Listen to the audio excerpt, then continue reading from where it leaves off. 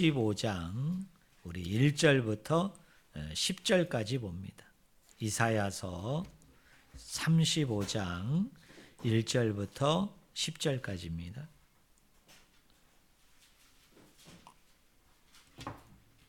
제가 가지고 있는 성경책은 구약성경 1007쪽입니다.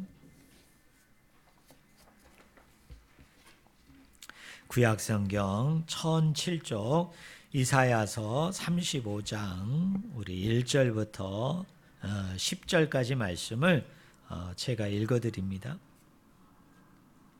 제가 읽습니다.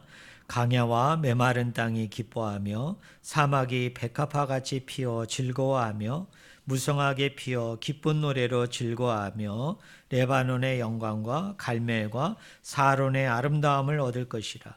그것들이 여호와의 영광 곧 우리 하나님의 아름다움을 보리로다. 너희는 약한 손을 강하게 하며 떨리는 무릎을 굳게 하며 겁내는 자들에게 이르기를 굳세어라 두려워하지 말라. 보라 너희 하나님이 오사 보복하시며 갚아주실 것이라. 하나님이 오사 너희를 구원하시리라 하라.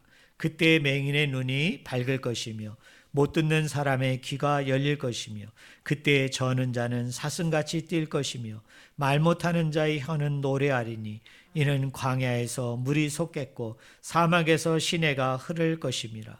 뜨거운 사막이 변하여 못이 될 것이며 메마른 땅이 변하여 원천이 될 것이며 승냥이에 눕던 곳에 풀과 갈대와 부들이 날 것이며 거기에 대로가 있어 그 길을 거룩한 길이라 일컫는 바 되리니 깨끗하지 못한 자는 지나가지 못하겠고 오직 구수감을 입은 자들을 위하여 있게 될 것이라. 우매한 행위는 그 길로 다니지 못할 것이며 거기에는 사자가 없고 사나운 짐승이 그리로 올라가지 아니하므로 그것을 만나지 못하겠고 오직 구수감을 받은 자만 그리로 행할 것이며 여호와의 성량함을 받은 자들이 돌아오되 노래하며 시온에 이르러 그들의 머리 위에 영영한 희락을 띠고 기쁨과 즐거움을 얻으리니 슬픔과 탄식이 사라지리로다.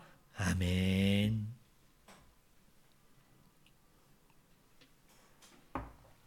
네, 오늘 같이 읽은 본문 말씀을 가지고 우리 제목 한번 같이 읽어볼까요? 제목 같이 읽겠습니다. 성령이 하십니다. 누가 하신다고요? 성령이 하십니다. 성령 하나님이 하십니다. 라는 제목으로 같이 하나님의 말씀을 나누기를 원합니다. 특별히 이사야서 35장은 광야 사막과 같이 황폐화된 하나님의 백성 이스라엘 백성들이 하나님의 은혜 가운데 또 하나님이 베푸신 사랑 가운데 놀라운 회복을 하게 되어질 것을 그들이 하나님의 엄청난 구원의 축복을 받게 되어질 것을 예언하고 있는 대표적인 말씀입니다. 특별히 이사야서 우리 구조를 보면요. 1장부터 마지막 66장까지가 있는데 사실은 학자들에 따라서 이 이사야서를 두 개로 나누어서 생각하는 사람도 있고 또 어떤 분은 이 이사야서를 세 부분으로 나누기도 하고 좀 더 디테일하게 나누는 사람은 이사야서를 네 개로 이렇게 구분을 해서 나눕니다. 가장 많은 학자들의 견해는 이사야서가 크게 두 부분으로 나뉘어진다고 생각을 합니다. 첫 번째 부분이 1장부터 39장, 그 다음에 두 번째 부분이 40장부터 66장까지입니다. 그러면 1장부터 39장의 핵심되는 주제가 뭘까요? 메인이 뭘까요? 이스라엘 백성들의 죄에 따른 하나님의 징벌과 심판이 나옵니다. 그리고 40장부터 마지막 66장까지는 뭐죠? 하나님의 회복에 따른 그들의 구원에 대한 하나님의 크신 은혜에 대해서 이야기하고 있는 것이 이제 후반부입니다. 그래서 이 선지서도 마찬가지지만 다른 선지서도 마찬가지입니다. 하나님께서 특별히 예언서에서 이제 예언을 하게 되어질 때 예언은 항상 이 두 가지 내용을 가지고 있어요. 하나님의 심판과 하나님의 구원입니다. 그런데 이 심판이 어떻게 주어집니까? 따라하겠습니다. 심판을 뚫고 징벌을 뚫고 구원이 와요. 여러분 회복의 역사가 오게 되어집니다. 여러분 예수 그리스도가 이 땅에 오심도 마찬가지죠. 우리가 에베소서의 말씀에 보면 이 땅을 살아가는 사람들은 허물과 죄로 말미암아 이미 심판받은 영혼이에요. 그 심판을 통해서 멸망받고 죽을 수밖에 없는 영혼입니다. 그런데 하나님께서 그 심판으로부터 구원으로 그 심판으로부터 생명으로 우리를 이끌어내시고자 이 땅에 누구를 보내주셨어요? 예수 그리스도를 보내주신 겁니다. 그리고 그분이 십자가에 매달려 죽으심을 통해서 이 모든 사망과 이 모든 저주를 예수 그리스도가 담당하여 주심으로 누구든지 그 믿음 안에서 성령 안에서 그리스도를 믿기로 작정한 사람들, 그리스도를 따르기로 작정한 사람들에게 뭐가 임해요? 하나님의 구원이 임합니다. 하나님의 사랑이 임합니다. 요한 문헌으로 얘기한다면 그들에게 영생이 임하게 되어지는 것입니다. 여러분 거기 1절을 보세요. 자, 1절. 우리 한번 같이 읽어볼까요? 1절. 같이 읽겠습니다. 준비 시작. 강야와 메마른 땅이 기뻐하며 사막이 백합화같이 피어 즐거워하며입니다. 자, 이사야가 이 예언을 할 당시에 이스라엘 백성들의 그 육적인 상태, 영적인 상태를 갖다가 뭘로 비유합니까? 광야와 같다. 메마른 땅과 같다. 사막과 같다. 이렇게 표현을 합니다. 그런데 이렇게 광야와 같고 메마른 땅과 같고 사막과 같은 이스라엘 백성을 하나님이 회복하십니다. 하나님이 이들을 구원하십니다. 그런데 놀라운 것은 뭐냐면 백성을 회복하고 백성을 구원하기 전에 먼저 회복이 되는 게 있죠. 먼저 뭐가 회복이 됩니까? 거기 1절과 2절에 보니까 뭐가요? 백합화같이 핀다. 또 2절에 보니까 무성하게 핀다. 그죠? 자, 이런 모든 것은 뭐의 회복입니까? 한번 따라해 보실래요? 자연의 회복. 그러니까 사람이 회복이 되기 전에 뭐가 먼저 회복이 돼요? 땅이 회복이 됩니다. 자연이 회복이 됩니다. 환경이 먼저 회복이 됩니다. 자, 우리 성도님들 이 앞에 보세요. 왜 사람이 회복이 되기 전에 자연이 먼저 회복이 되죠? 이 순서를 바꾸면 안 되나요? 사람이 먼저 회복이 되고 그 다음에 그 사람들을 통해서 땅과 식물과 동물들과 그리고 사람들이 살아가고 있는 그 환경이 회복이 되면 안 되는 건가요? 왜 먼저 자연이 회복이 될까요? 그렇죠. 우리 장현수 지사님 정답입니다. 자연이 회복이 돼야 사람이 살 수 있죠. 사람은 회복이 됐는데 자연이 회복이 되지 아니하면 여전히 그게 광야이고 여전히 그것이 메마른 땅이고 여전히 사막이라면 여러분 보고 한번 사막에 가가지고 여러분 살라고 여러분이 보이는 이 땅, 여러분이 밟고 있는 이 모든 땅을 다 내가 너에게 줄 테니까 네 가족들하고 함께 이곳에 이사 와가지고 이곳에서 살라라고 얘기하면 여러분 그곳에 물이 없는데 그죠? 일을 해서 양식을 구할 수가 없는데 거기서 어떻게 살 수 있겠어요? 그러니까 참 하나님의 회복은 은혜입니다. 하나님의 회복은 사랑입니다. 뭐 먼저 회복이 된다고요? 자연을 회복시키고 난 이후에 그 다음에 누구를 회복해요? 사람을 회복합니다. 이게 창세기 1장에 나오죠.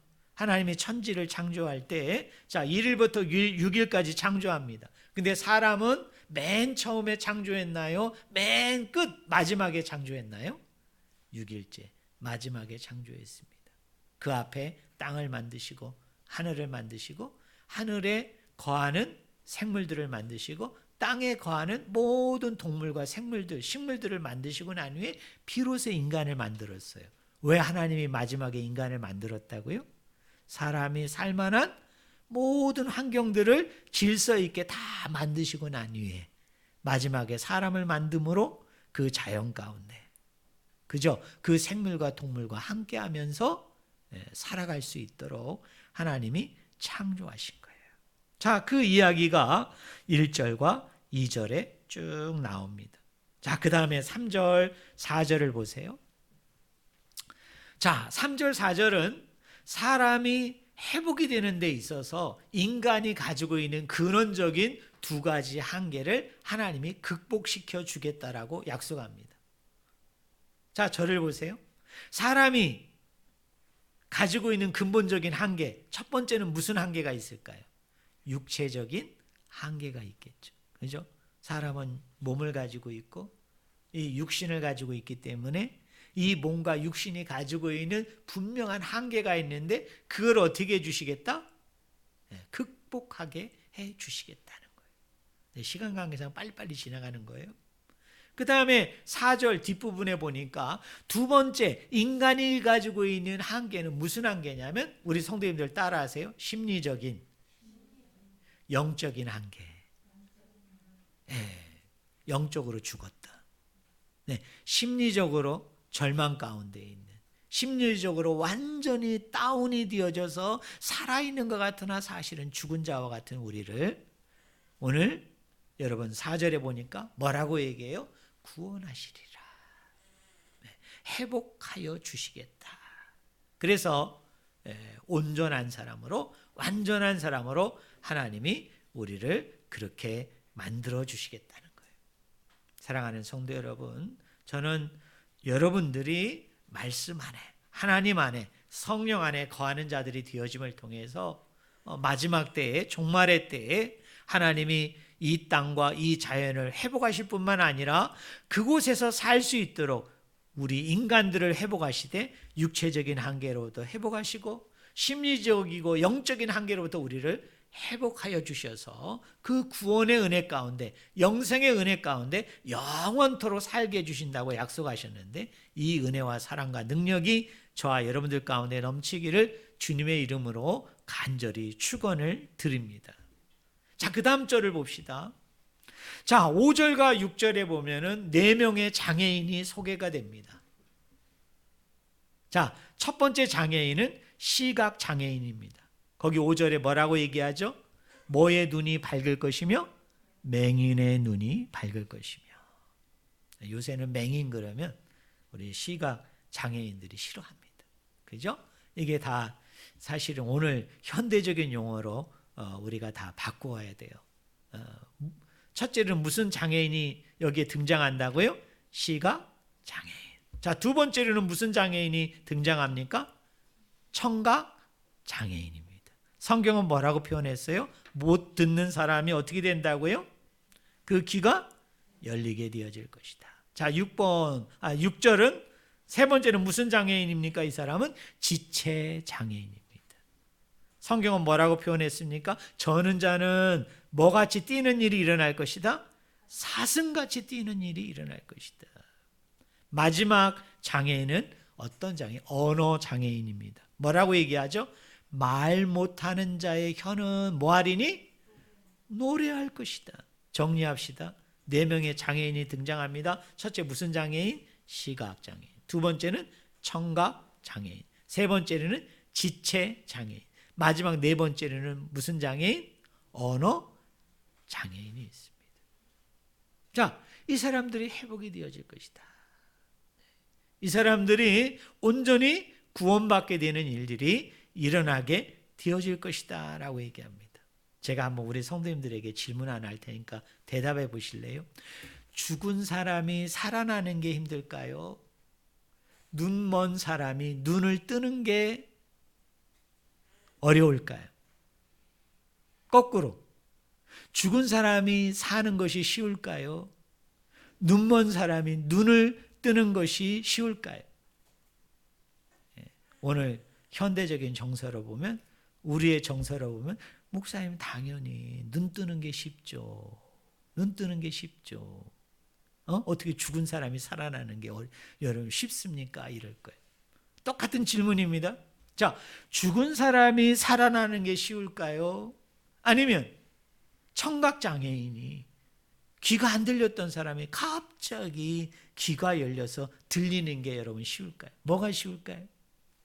네, 오늘날의 관점에서 보면, 오늘날의 생각으로 보면, 목사님 당연하죠. 귀가 열리는 게 쉽지. 어떻게 죽은 사람이 벌떡 일어나서 사는 게 쉽습니까? 라고 얘기해요.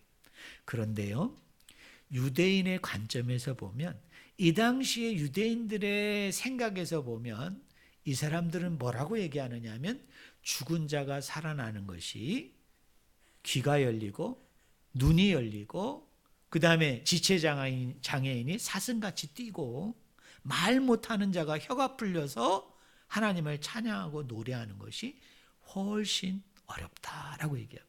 이상하죠? 왜 이 사람들은 이런 생각을 하게 되어질까요? 이유가 있어요.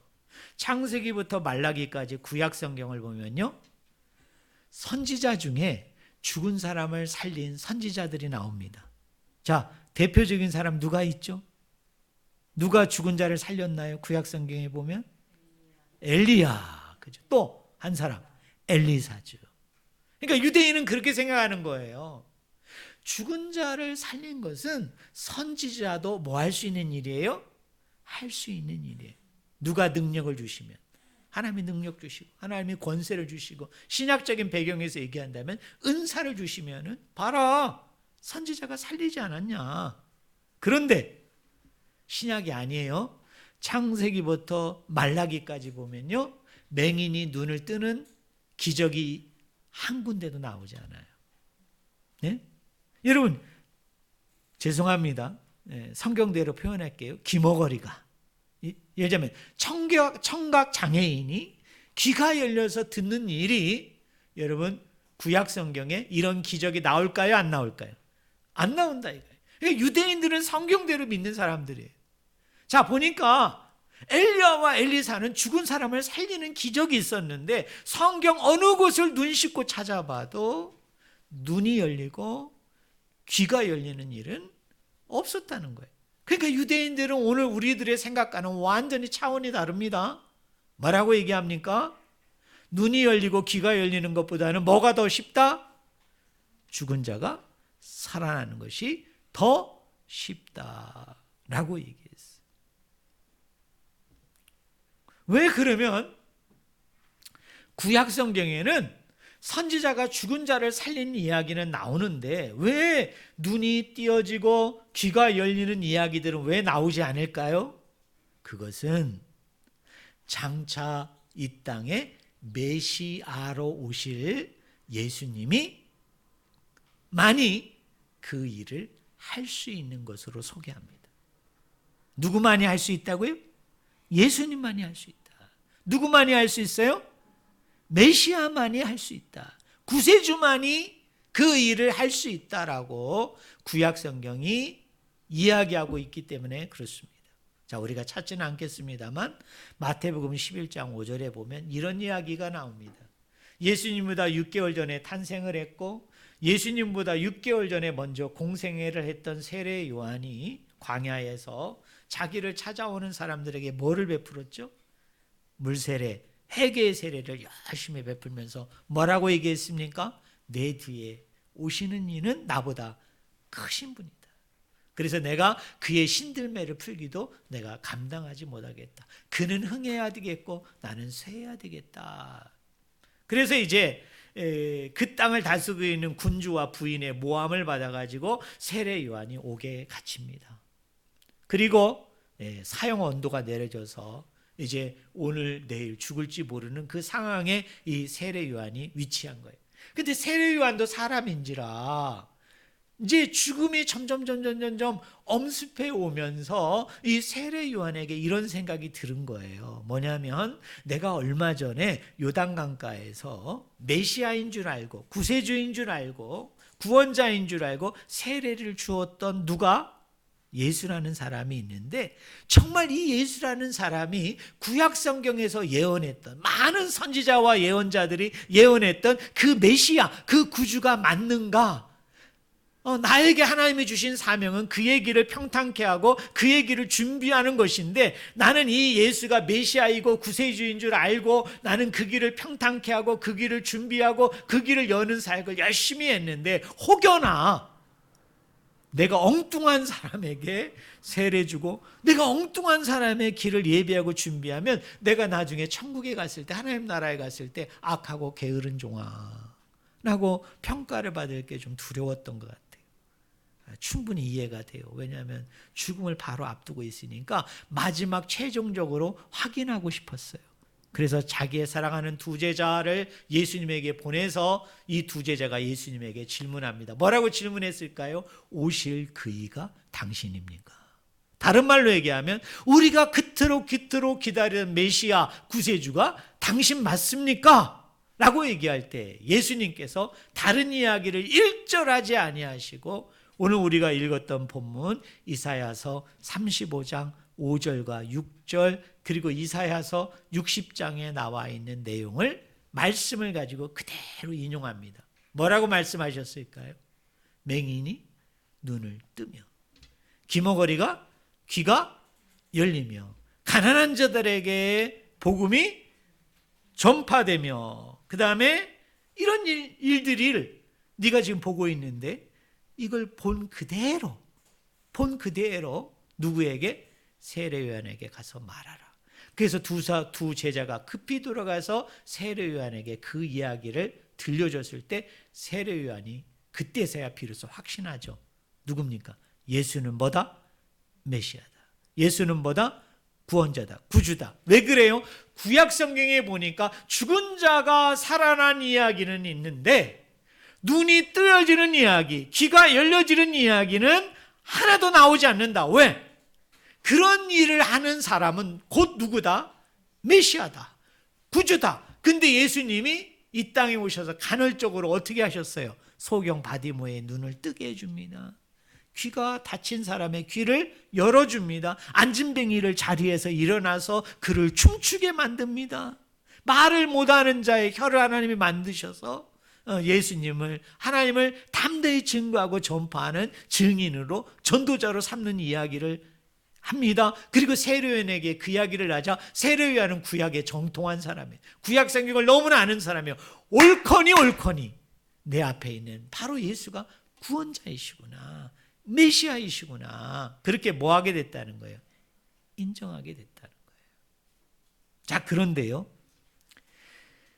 메시아가 이 일을 하지만, 예수님이 이 일을 하시지만은 구체적으로 예수님 옆에서, 예수님 앞에서, 예수님 밑에서 이 일이 가능하도록 만드시는 또 한 사람의 이야기가 성경에 나옵니다. 그것이 몇 절이냐? 7절입니다. 7절. 우리 7절 말씀 한번 같이 읽어봅시다. 이거는 중요한 말씀이니까 우리 같이 읽어볼까요? 준비 시작. 뜨거운 사막이 변하여 못이 될 것이며 메마른 땅이 변하여 원천이 될 것이며 승냥이에 눕던 곳에 풀과 갈대와 부들이 날 것이며. 사실은 6절도 읽어야 돼요. 제가 6절 읽어드릴게요. 그때에 저는 자는 사슴같이 뛸 것이며 말 못하는 자의 혀는 노래하리니 이는 광야에 물이 솟겠고 사막에서 시내가 흐를 것임이라. 자, 물의 이미지를 가지고 네 가지 현상을 얘기했어요. 첫째가 뭐죠? 광야에 물이 솟는다. 두 번째 뭐죠? 사막에서 시내가 흐를 것이다. 그 다음에 세 번째는 뭐죠? 뜨거운 사막이 변하여 뭐가 되고요? 못이 되고, 메마른 땅이 변하여 뭐가 될 것이다? 원천. 히브리어 원어로 얘기하면 샘이 되어질 것이다. 물이 콸콸 솟아오르는 샘으로 바뀌게 되어진다. 그러면서 철저하게 무슨 이미지를 가지고 그거를 설명해요? 물의 이미지를 가지고 이런 회복이 일어날 것이다, 이런 구원이 일어나게 되어질 것이다. 물이 주어지면, 물이 그곳에 흐르게 되어지면, 물이 그 속에 들어가게 되어지면 이런 회복이 일어나요. 이런 치유가 일어나요. 이런 구원이 일어나요. 그럼 우리 성도님들 여기 보세요. 그럼 물은 누구를 가리키는 걸까요? 자, 우리가 신약으로 껑충 뛰어 넘어가야 됩니다. 자, 사복음서 중에 요한복음이 있습니다. 요한복음에 보면 물의 이미지가 많이 나옵니다. 자, 첫 번째 이미지, 제가 간단하게 얘기할게요. 요한복음 3장에 보면 예수님과 니고데모가 대화를 합니다. 뭐에 대해서? 어떻게 하면 우리가 구원되어질 수 있습니까? 어떻게 하면 우리가 중생 거듭날 수 있습니까? 할 때 예수님이 유명한 말씀을 하셨죠. 기억나는 분 계시나요? 뭐와 뭐로 거듭나지 아니하면 하나님 나라에 갈 수 없다. 뭡니까? 따라하겠습니다. 물과 성령. 물과 성령. 여기에 물이 나오는군요. 물과 성령입니다. 자, 요한복음 4장.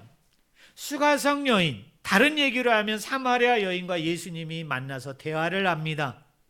그때 예수님이 뭐라고 얘기하죠? 네가 주는 물을 마시는 자는 늘 목마르거니와 내가 너에게 주는 물을 먹는 자는 뭐하지 아니하리라? 영원토록 목마르지 아니하리라. 여기서 또 뭐가 나와요? 물이 나옵니다.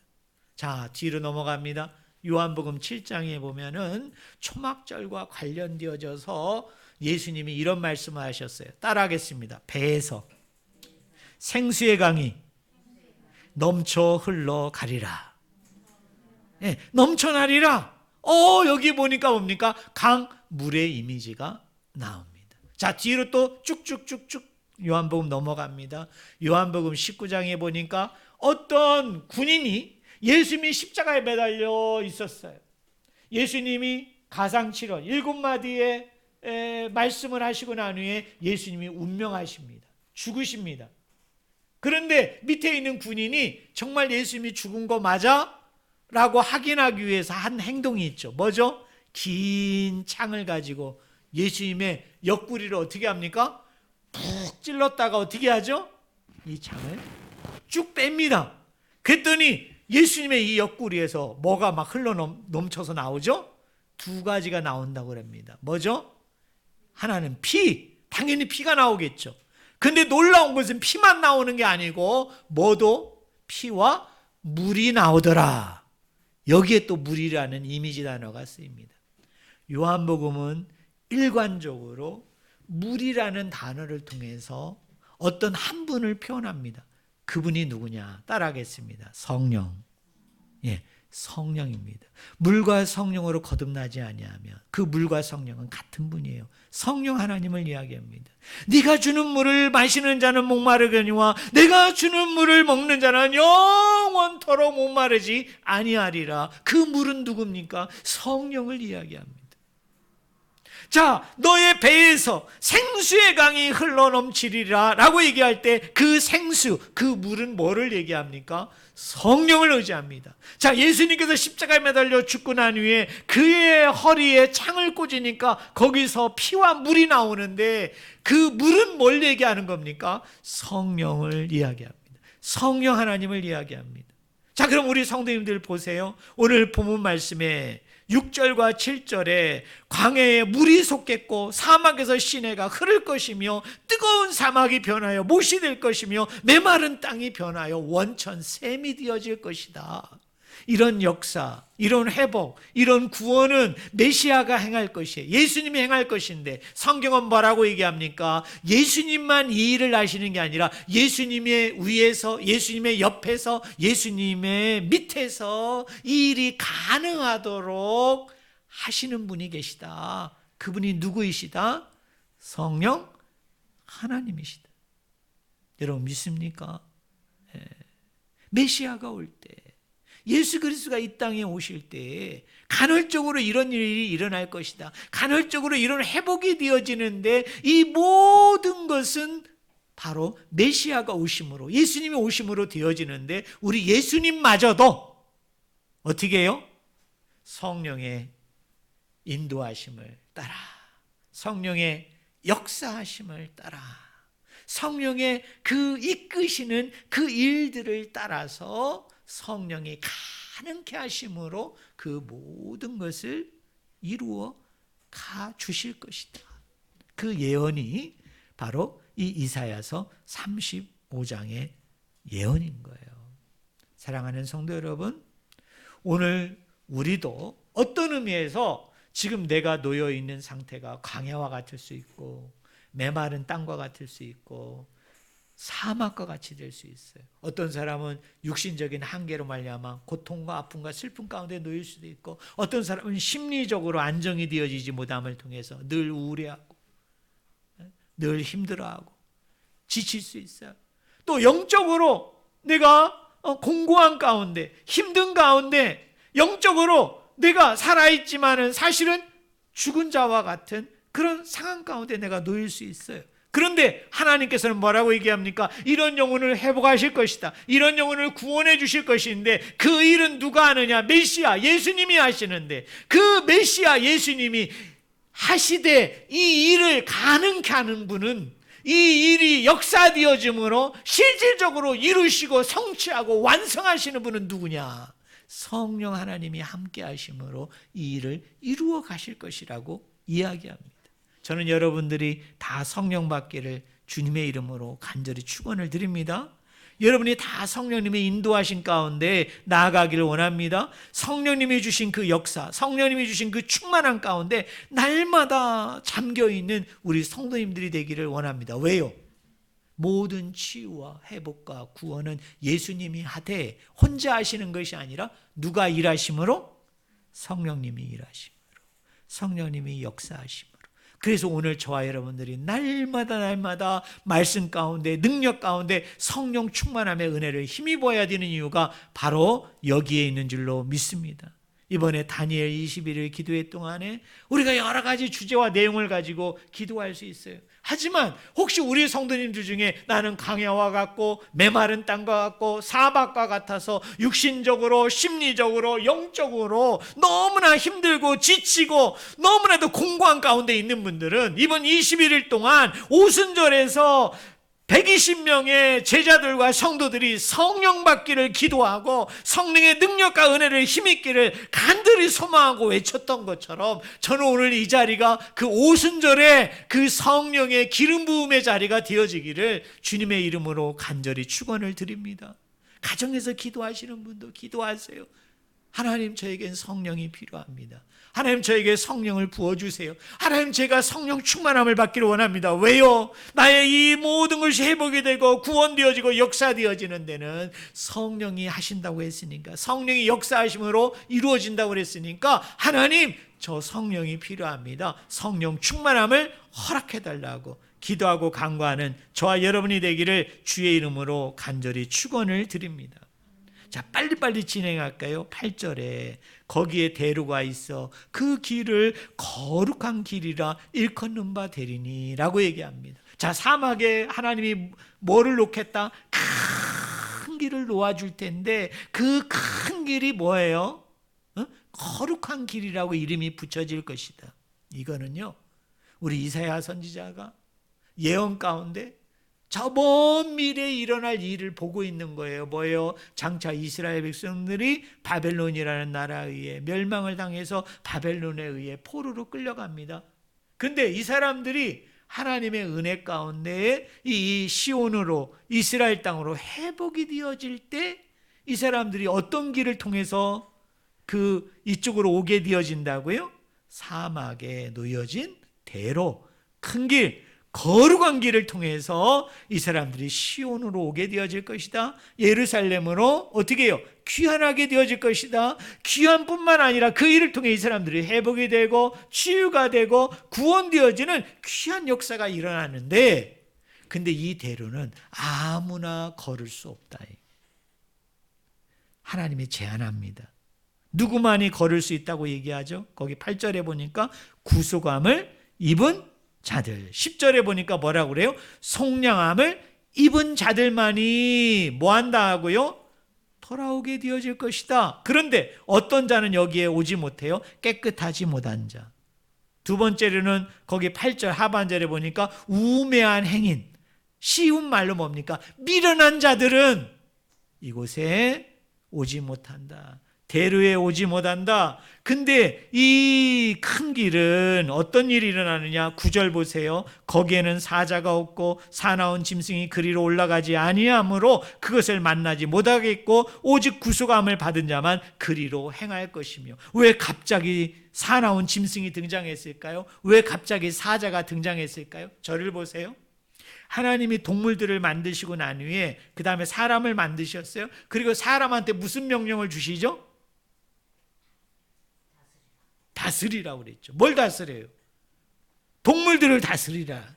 모든 식물들을 다스리라. 이게 하나님의 질서예요. 그런데 거꾸로 사자가 사람을 공격합니다. 사나운 짐승이 사람을 물어뜯습니다. 죽입니다. 이건 하나님의 질서가 어떻게 된 거죠? 무너진 거예요. 이거를 신명기에서는 어려운 용어로 이렇게 표현합니다. 따라하겠습니다. 언약적인 저주. 하나님의 언약을 어겨서 하나님의 저주를 받으면요, 사람이 지배해야 되는 그 세력이 도리어 거꾸로 사람을 공격하는 일이 일어날 것이다. 사람을 침범하고 침략하는 일이 일어날 것이다. 근데 오늘 이사야서 35장은 뭐라고 얘기합니까? 그 대로를 걷는 속량함을 받은 사람들, 그리고 구수감을 입은 사람들은 언약적인 저주가 있다 없다? 그 저주로부터 자유함을 얻게 되어질 것이다. 그런 해함이 없어. 그런 공격이 없어요. 그리고 마지막 결론이 10절입니다. 우리 10절 말씀 한번 같이 읽어봅시다. 준비 같이 읽겠습니다.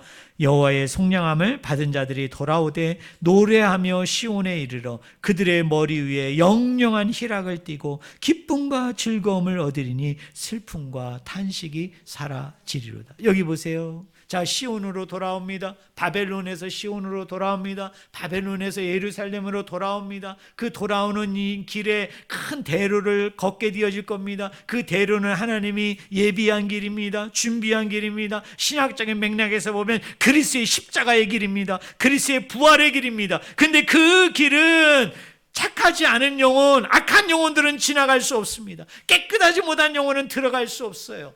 그리고 뭡니까? 미련한 우매한 자는 그 길을 걸어갈 수 없어요. 누구만이 걸어갈 수 있어요? 구속함을 받은 사람들, 속량함을 받은 사람들이 그 길을 지나가는데, 그 길을 지나가는 동안에 언약적인 저주가 임하지 않아요. 심판받지 않아요. 멸망에 처하지 않습니다. 그래서 마침내 시온에 안전하게 돌아오면, 예루살렘에 안전하게 돌아오면 그 시온과 예루살렘에서 하나님의 영광을 바라보면서 이 사람들이 하는 일은 딱 하나예요. 따라하겠어요. 기뻐하고 즐거워한다.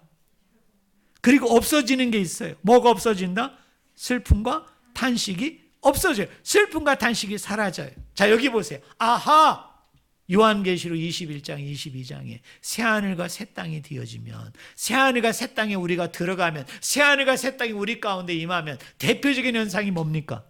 슬픔이 사라져요. 탄식이 사라져요. 왜요? 그 땅에는 죽음이 없어. 그 땅에는 울 일이 없어. 그 땅에는 병든 영혼이 없어요. 그러니까 뭡니까? 하나님의 완전한 이 회복은, 완전한 구원은 어디에서 이루어진다? 새하늘과 새 땅. 하나님의 영원한 도성, 하나님의 영원한 상급 가운데 이루어지는데, 이 일을 위해서 메시아가 왔고, 그 메시아를 도와서 누가 일하신다? 성령이 일하심으로, 성령이 역사하심으로 이 성취되고 완성된 새하늘과 새 땅, 이 천국에서 영원토록 사는, 그래서 기쁨과 즐거움만 있고 어떤 슬픔과 탄식도 없는 곳에서 영원한 안식, 평화, 영생 가운데 살아가도록 너희들을 만들어 주겠다. 그게 이사야서 35장 1절부터 마지막이 예언 가운데 하나님이 선포하는 메인 메시지예요. 자, 결론입니다. 저는 여러분들이 회복이 되기를 원합니다. 여러분들이 구원되어지기를 원합니다. 이 땅에서도 회복을 우리가 경험하고 체험해야 되지만, 우리의 궁극적인 100% 완전한 회복은 어디에 있다? 새하늘, 새 땅, 천국에 있다. 그러려면 어떻게 돼야 돼요? 메시아가 와야 되는데 이미 메시아는 오셨어요. 십자가에 죽으셨어요. 부활하셨어요. 그래서 이 십자가와 부활에서 이루신 이 완벽한 완전한 구원을 지금도 행하시고, 지금도 그것을 이루어 가시고 역사하시는 분은 누구냐?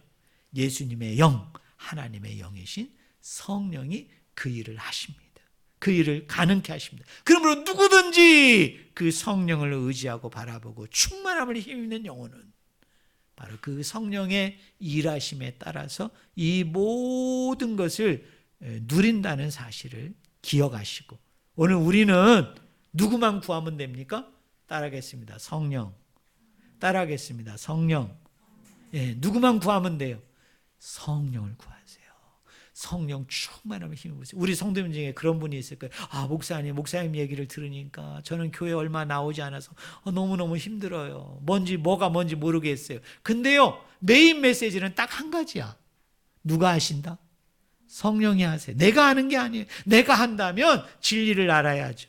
내가 한다면 말씀을 알아야 되죠. 내가 한다면 이 세계들을 여러분이 훤히 꿰뚫어 봐야 되겠죠. 그런데 놀라운 것은 뭐냐면 내가 하는 게 아니라 누가 하신다? 성령이 하신대요. 그럼 여러분이 할 수 있는 일은 딱 하나예요. 난 뭐 받기만 하면 된다? 성령 받기만 하면 돼. 성령을 이미 받은 사람은 뭐 하기만 하면 됩니까? 성령 충만함을 받으면 하나님이 나를 어디로 인도하셔서 사막에 놓여있는 대로로 인도하셔서 언약적인 저주를 받지도 않은 상태에서 어디로? 새하늘과 새 땅에서. 그 땅에서 할 일이 딱 두 가지라고 그랬잖아요. 뭐하고? 기뻐하고 즐거워한다. 근데 기뻐하고 즐거워할 수밖에 없는 것은 뭐예요? 슬픔과 탄식, 죽음이 없어. 그곳에서 영원한 안식, 평안, 영생 가운데 살아가도록 하나님이 나를 그렇게 만들어 주실 것인데 너무나 감사한 것은 일방적인 하나님의 은혜로, 일방적인 하나님의 사랑으로 누가? 하나님의 영이신, 예수님의 영이신 성령이 하신다. 그래서 우리는 성령만 구하고 성령만 의지하고 성령 충만함을 힘입어서 이 은혜와 사랑과 능력과 평화를 날마다 경험하고 체험하는 오늘 저와 여러분이 되기를 주님의 이름으로 간절히 축원을 드립니다. 기도하시겠습니다.